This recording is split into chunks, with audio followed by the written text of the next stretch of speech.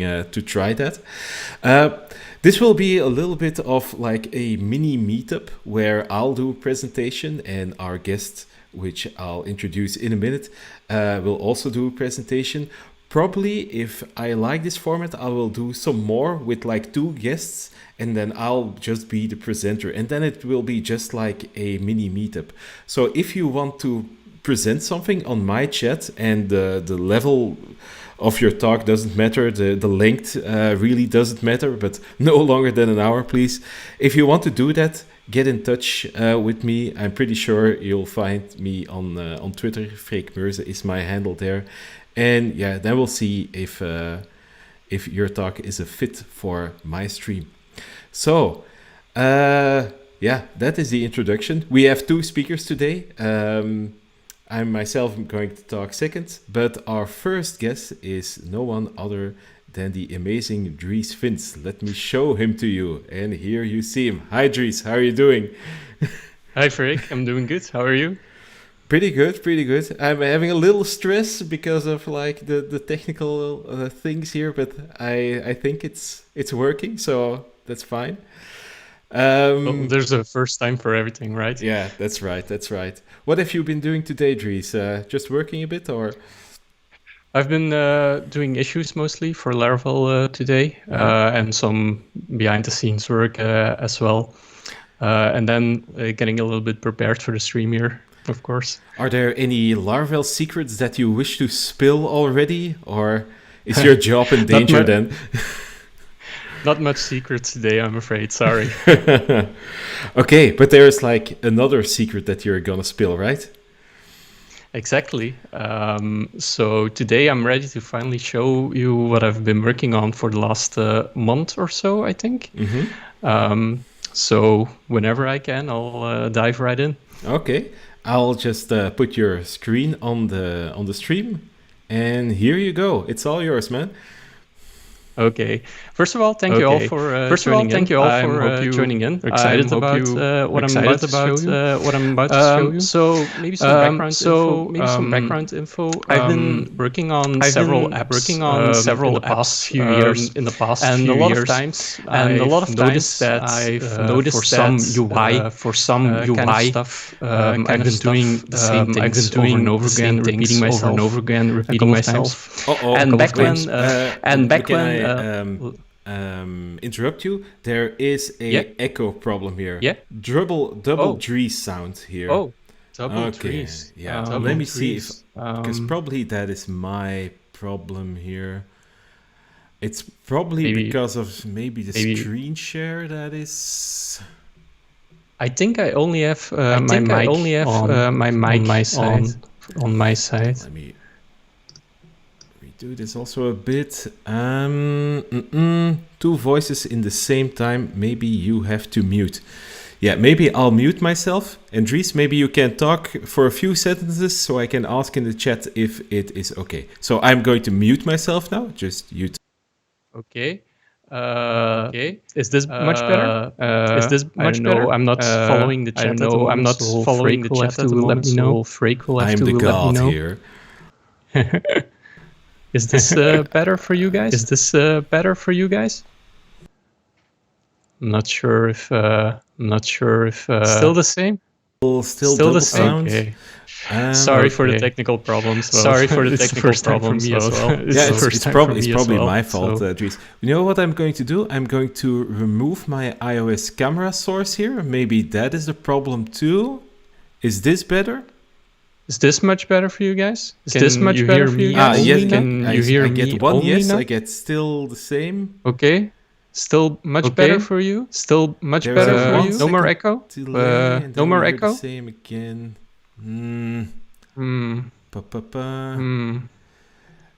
I should have only my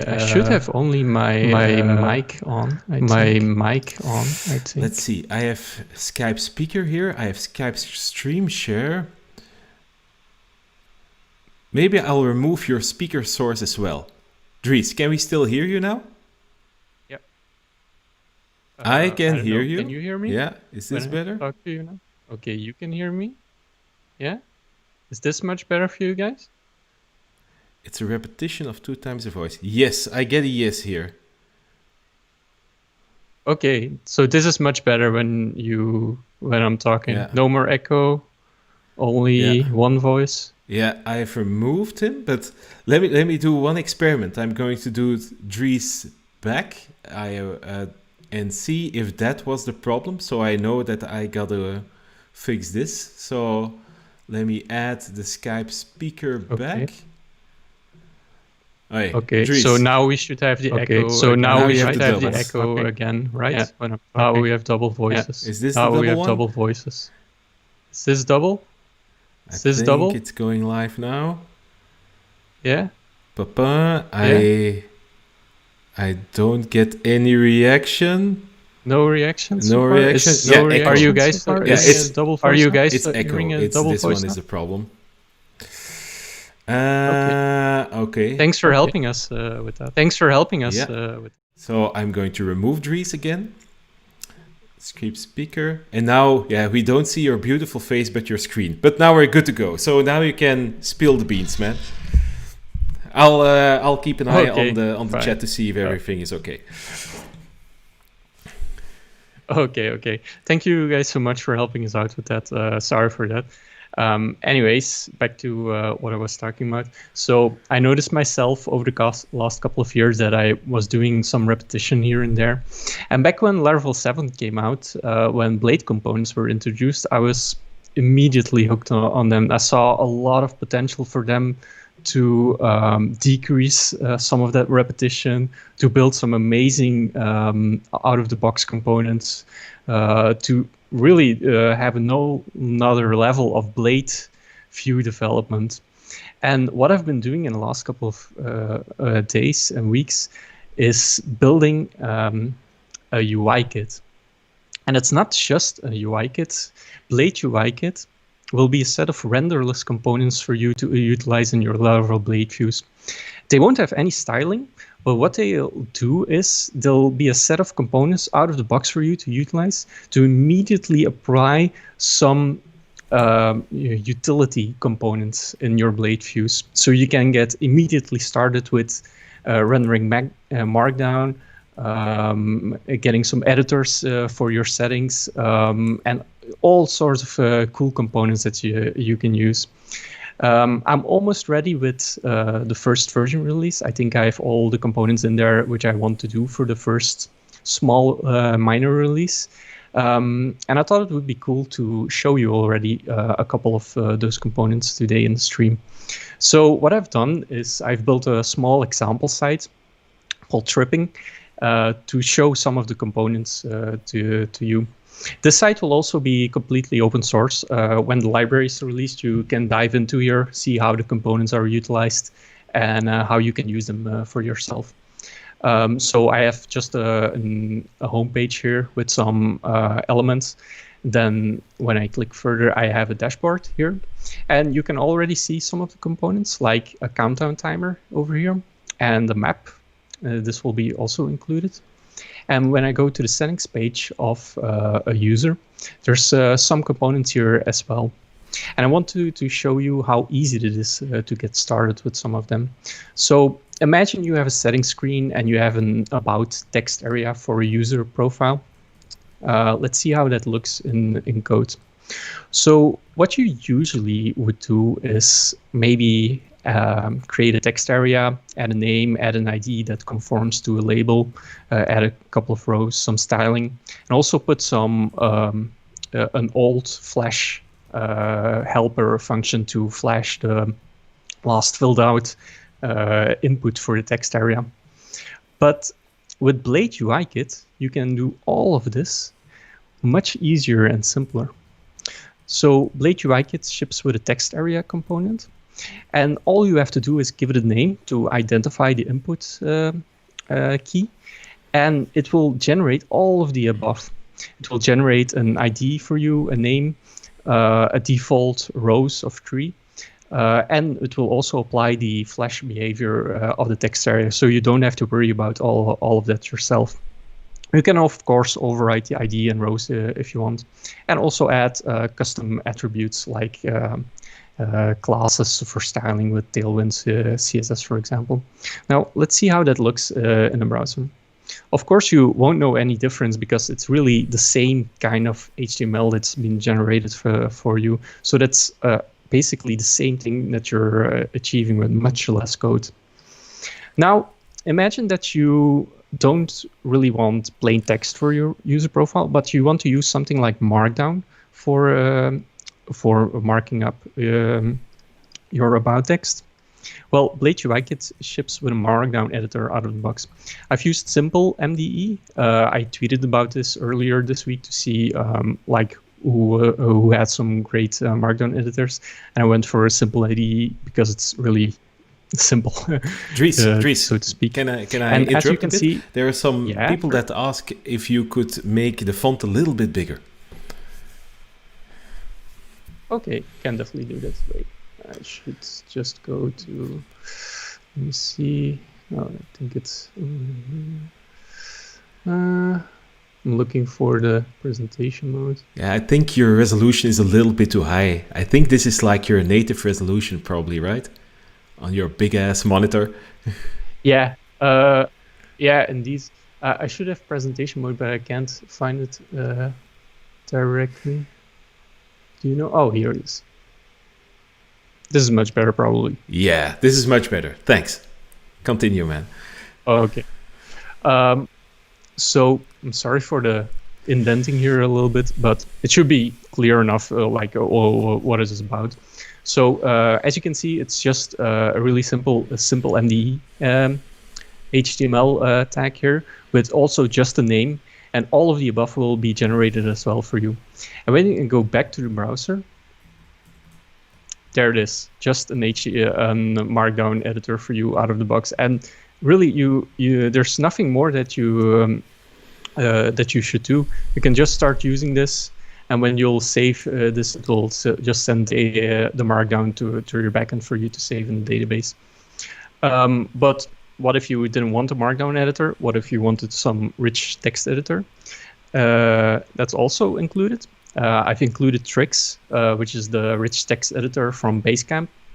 When I refresh the page here, you'll just have just the same, but a rich text editor. And this is basically like just one of the few things that will ship out of the box with Blade UIKit. I have lots of more for you. There's other form elements as well, like label for you to easily start using. But there's also something like pick a day for a date picker. So it will just generate a date picker element for you. You can totally customize this with the classes, with Tailwind UI if you want.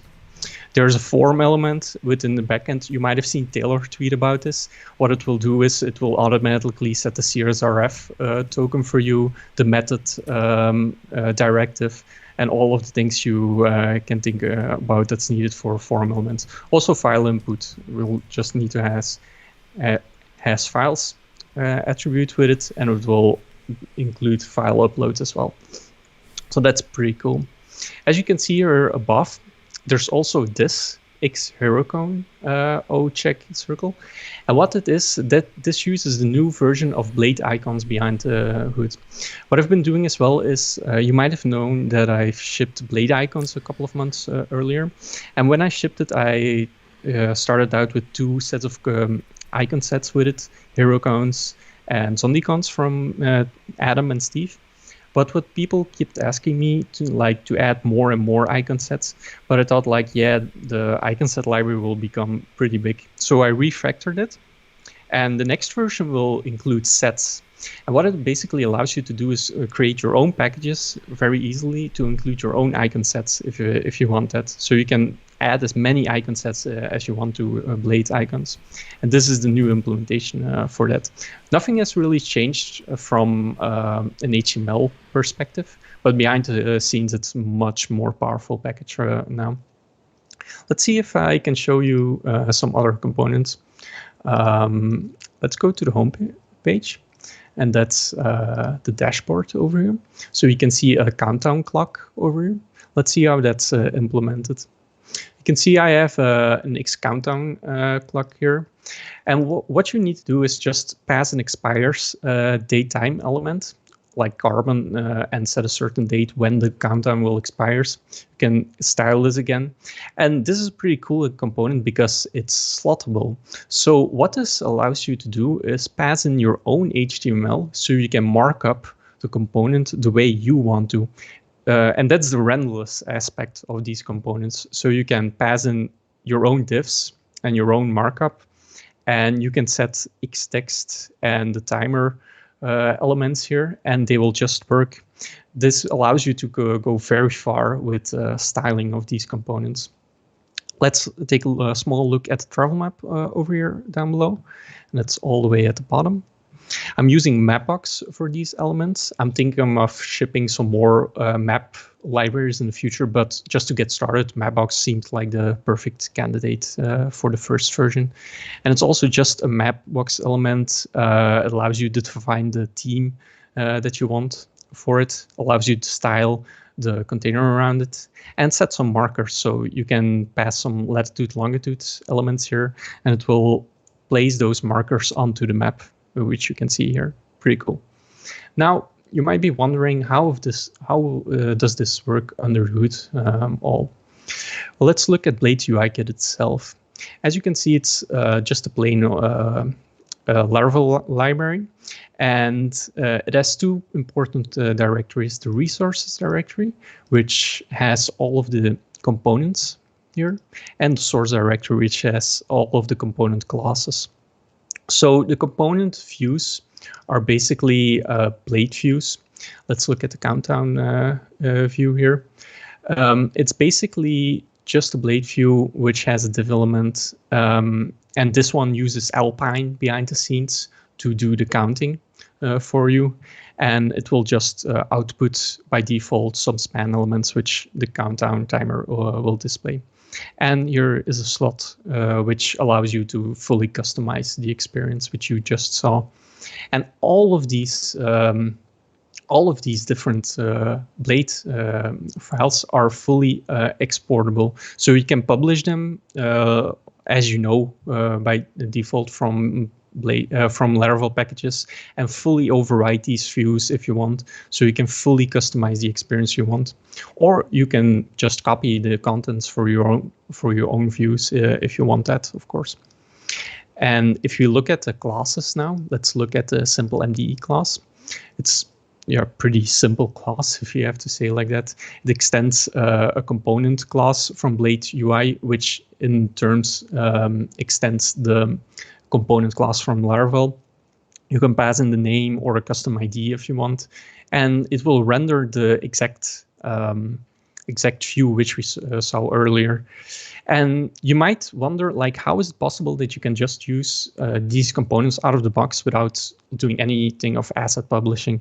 Well, by default, if you just use the components themselves and have placed the style and script directives into your Blade templates, it will output the CDN versions of the library. So it will just work out of the box because the scripts and styles are exported for you into your HTML by default, which makes it super easy to get started with using these components. Of course, I recommend that you use a proper asset pipeline for production in the end, and you can disable these, of course. But just to get started, to try out some components, to just develop and doing some tryouts, this is perfect for you to get started very easily. Okay, I think that's basically what I wanted to show you a little bit. Blade UI kit is almost done. I need to start working on the website and documentation soon, and I'm really hoping to release the first version for you soon. Thanks for watching. Cool. Thanks, Back Dries. to you, Freek. There were some cool reactions and some questions in the chat. There's somebody here that says like there's too much mind-blowing things in the Laravel community, and he needs to rebuild the whole app because this looks quite good. And a question Nice, that came in is, when will it be available? So you said soon, but is there any time frame on that? Like I said, I think I have all of the components that I want for the initial release in it already. So I think in the next couple of days, I'm going to do some minor tweaking just to make sure everything's on point. And then it's basically starting to work on a website and documentation. I really want to put in some work to have proper documentation. What I'm planning to do is not only show you how you can use the components, but immediately also render them inside the documentation for you, so you can see how are they rendered as well. So that will be a bit of work as well. I'm hoping within a week and a half or maybe 2 weeks that I can release the first version, but no promises, of course. You never know what happens. Yeah, in open source there are no deadlines, right? Or maybe for your job there are deadlines, but in normal open source circumstances there are no deadlines. Exactly. There's also a thank you coming in here for Cashier Pedal, so that's nice for you. You're very welcome. I'm hoping everyone enjoys that one. I've been working very hard in the last couple of months on that. I've been really enjoying working on it, and I hope you can use it in your app. Yeah. There's also another question coming in here, and that is what kind of license the Blade UI kit is going to have. I'm assuming it's MIT, but... Well, Blade UI kit will be completely open source. Anyone will be able to use it. It will indeed be MIT licensed, so you can do whatever you want with it. I do have some extra things I'm planning in the longer run for Blade UI kit, but I'm gonna be a little bit more secret about that for now. Okay, you're full of secrets. Full of secrets. A question of my own: are you working on other secret projects at the moment that you wish to spill already? Not yet. I do plan on doing the cashier course probably after this one. So that will still be quite a while out, not for anything soon. But other than that, nothing to share for the moment, no. Okay. Yeah, Dries, I thank you for coming up on the stream and spilling your secret here. I hope it feels good. The reactions are quite good, so I think Blade UI Kit is off to a great start. Okay, thanks for having me. I was very happy to share it with you all, and thanks. Yeah. I see you soon, man. Bye-bye. Okay, that was Dries. Now the second presentation, and if I would have had another speaker, then it would be easy for me. But now I have to set some things up on my screen as well. Local screen sharing, and here we go. And I guess that we don't have Dries there. That's just a screen grab, so that can be gone. Okay. I hope you can see the screen right and that you can still hear me. We are going. Your sound goes down. Are you using your OBS? Yes, I'm using OBS. My sound goes down. I've put a little bit up. Is this better? Audio low. This may be better. Hello, hello, hello. In OBS, it's low audio. Audio seems to be gone from you. Okay, let me see audio input here. So that is this one. A little better, but not as previously. Like this, maybe better. Still low. You know what I'm going to do? I'm going to remove the audio source so you can't hear me in a sec, and I'm going to re-add it. It's another mic that's capturing. It says here the audio only. Let's see.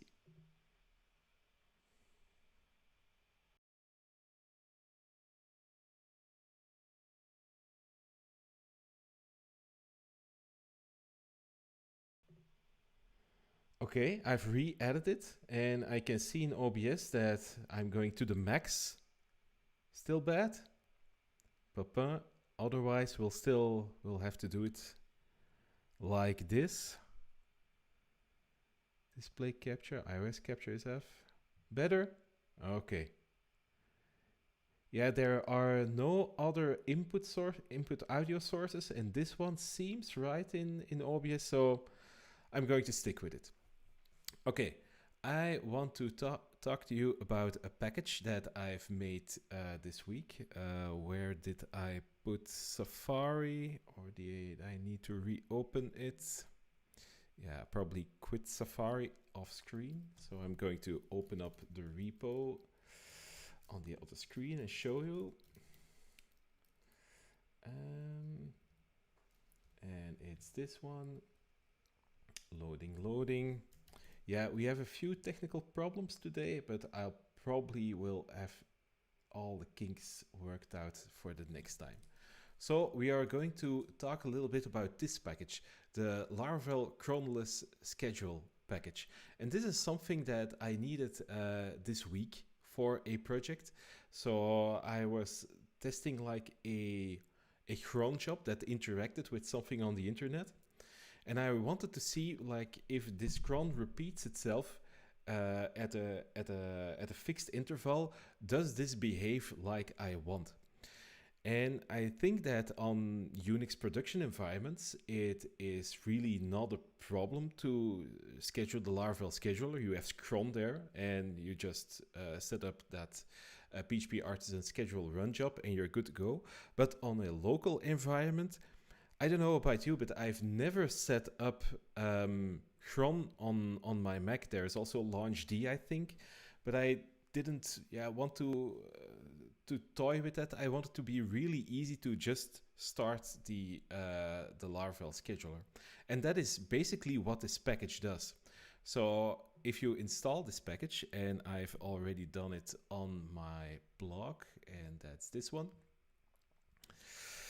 then you can just run it locally. So if I execute this, then you can see here that we will execute schedule run every 60 seconds.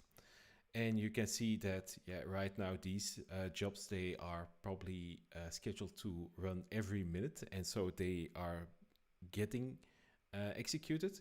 And if I want like an extra run, I can also just press enter and I get an extra run. There are also some other options here. You also have like a command that you can give it. So maybe I've used it for oh dear, but let's try it for this one. It's a little bit silly, but imagine that you only want to run like the backup run command. You can do it like this. And now we're just running backup run every 60 seconds or when I press enter. You can also just change the interval. So if I think I called it frequency 5. Now we're going to invoke like a run every 5 seconds. So if I wait a little bit, then you see it running again. So this is what the package can do. It's pretty simple. But I think it comes in handy when you're in a local environment. Okay, let's see how this package works, because it can be quite magical. Some people thought, you put like a sleep in there to just sleep it and you have a loop in there, but that is not the case. We use a library called ReactPHP. Let me go to the source of the package. So here we are in the source. And you can see that it's actually a very small package. We basically just have a service provider to set some things up. And we also have a command to, that actually kicks all things off. And here you can see those options. We also have like a stop option that if you want to stop after like 30 seconds, you can give that when executing this command as well. And let's source dive this a little bit, because it's actually quite simple. I've already mentioned that this package uses ReactPHP. And ReactPHP, let me go to the website, so reactphp.org. That is actually a very cool package that allows you to write asynchronous PHP. And you can build all sorts of stuff with this. like servers and stuff. The Laravel WebSockets package that I've made with Marcel also uses this package. And you have like a loop object. That's like one of the core things in ReactPHP. And the loop, that's like this never-ending process where you can hook into. If we look a little bit down, then you can see here that we call add periodic timer on this loop. And we give it the frequency. And by default, this is 60 seconds. But if you use that frequency option, then this could be another number like 5. And every X amount of seconds here, this closure is going to get called. And I don't need to do anything about the timings myself. That's all being done by ReactPHP. If you say like this needs to be called every 60 seconds, then it will be called every 60 seconds. And it can also overlap. So if there's like a process that's still busy here, the loop doesn't care. It's going to execute that callable again, and 2 invocations will run at the same time. It's a little bit of magic, really. So let's just go to this command just step by step. So the first thing that we are going to do is just output a header, that's just putting in some comments. Then we're going to schedule the command. And here we are where I just showed you that periodic timer, but we potentially also add a regular timer and to the loop, and a regular timer that will only be executed once. And here we are going to say that if there is a stop after seconds option given, then after that time, we are going to stop the loop. And if we stop the loop, then yeah, we're just going to stop the command, and then basically you're done. What are we going to do next after that schedule? We are going to register a key press handle. So we can press enter, and the command that is being run will execute again.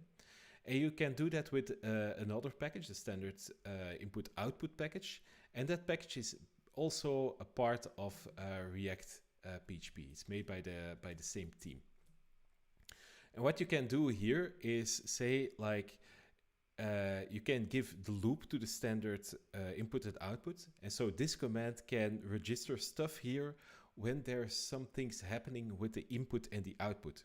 And here we are going to say, hey, if there is data, so if there is some input, if I pressed my keyboard, doesn't matter which key, then this command should be run Cronless command.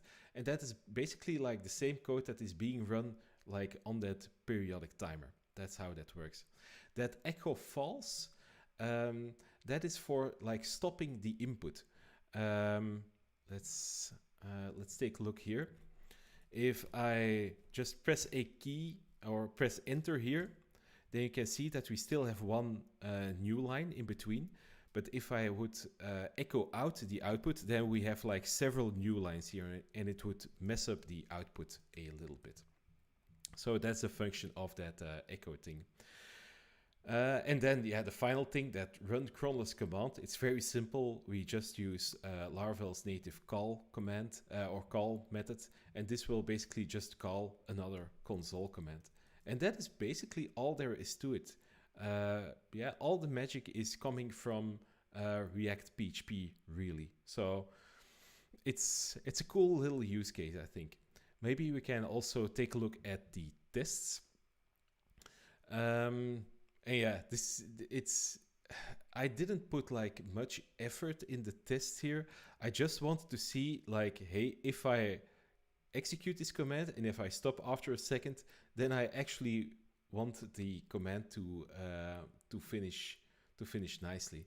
I think if I wanted to test this, I would probably create like some kind of test command that writes something to a file. I'm going to stop the command after 5 seconds, and then I'm going to see if it is actually 5 times being written, stuff like that. But I didn't get into it because I think the package is so simple, and yeah, it just worked for my use case. Now, if you're interested in this, there's also another package that I've made. And what was that called again? There's so many. Short schedule. That is it.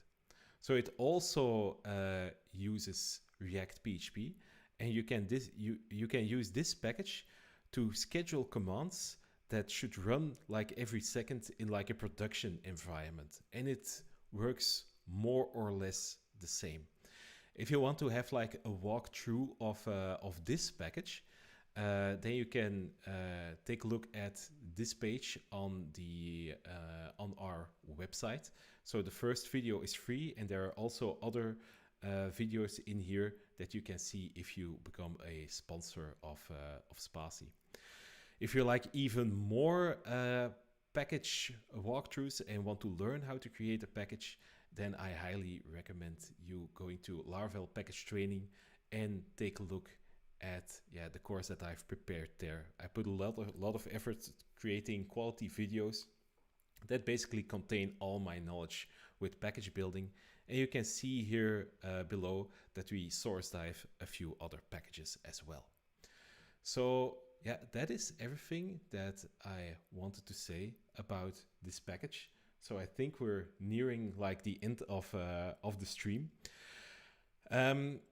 I do want to apologize for like the technical problems that we had. This is like the first time that we had a guest on and used like an external camera.